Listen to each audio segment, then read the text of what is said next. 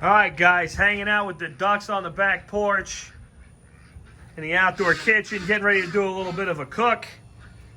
Got some butcher box, beautiful pork chops, pastured pork, and these new Cave Tools Skewers. This is not going to be an in-depth how-to video on cooking. I just kind of wanted to give you guys an overview of these skewers along with the smoke tube from Cave Tools that I recently brought up to T-Spaz.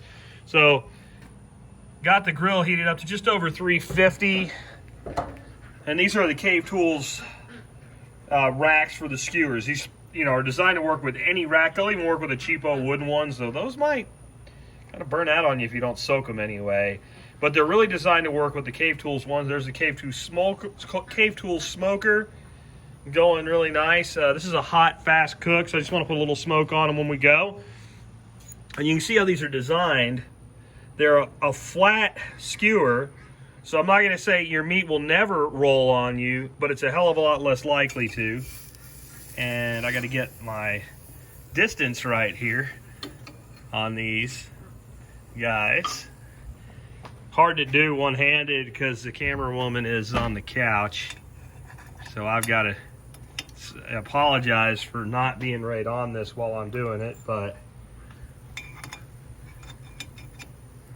you can see how those V notches there, these skewers lock so they won't rotate on you.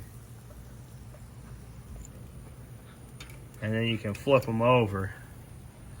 So we've got that going. I've got my center burners. In fact, this is a big grill, 6-burner grill.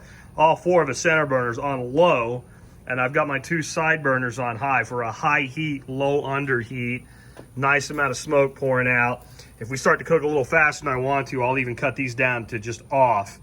But let's put them to bed for a little bit, and we'll come back and show you what the next step's like. All right, guys, so I'm only about 10 minutes through the cook. I went ahead and turned them. I'm not going to try to turn them on camera with only one hand. I am going to give them a bit of a baste right here. And like I said initially, I'm not going to say that really need to be doing this two-handed, but I'm not going to say that they won't ever have any meats that flip on you when you're turning them.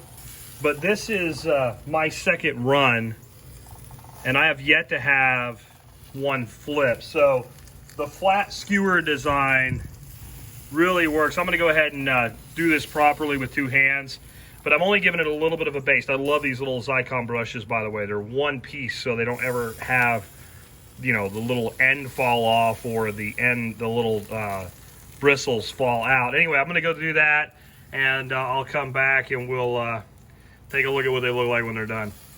Real quick, it's a good idea to have like a barbecue glove or a really good pot holder or something like that to turn these. These are going to get really freaking hot on you, to where even a standard like oven mitt or whatever, it won't burn you, but you can feel the heat seriously through them. So anyway, we'll got the smoke running good, heat running just about right. We'll come back and give you a finished look here in a bit. All right, so that total cook was just over 20 minutes, and as you can see, they came out just beautiful. The nice thing about using a rack like this that keeps a skewer off of the grill grate, you don't get those grill marks, but what you get is this beautiful even roast. And when you're using a marinade, it's got a little bit of stickiness to it, got a little bit of oil, could have flare-ups, unless you have your heat really high right under there. And I did eventually kill the center burners. Once I had the temperature right, the meat cooking right, with the oil and the marinade, you got kind of a sear going on, an air sear, so that I wouldn't have those flares. But you don't get sticking. Because you don't get sticking when you go to turn your skewer, you don't get meat flipping around on you because it got stuck in it, because it got torn and pulled. And you just get this beautiful, beautiful look to it. And all this baste is a little bit of the marinade. Like I said, this is in a how-to cook segment, but I will put kind of the basics. It wasn't really this was an off-the-cuff, throw-together marinade. And this is my my Szechuan peppercorn seasoning. So this is the same I do my Szechuan peppercorn beef skewers with, but I did it with pork chops this time, and I threw a little bit of that to marinade. So I'll put all of that information for you in the video notes, but there you go. I'll hit them with that excess marinade, and I'll let it rest like that. And then they have these nice little I'll make sure I don't touch that, you know, looking through the camera and not having depth perception.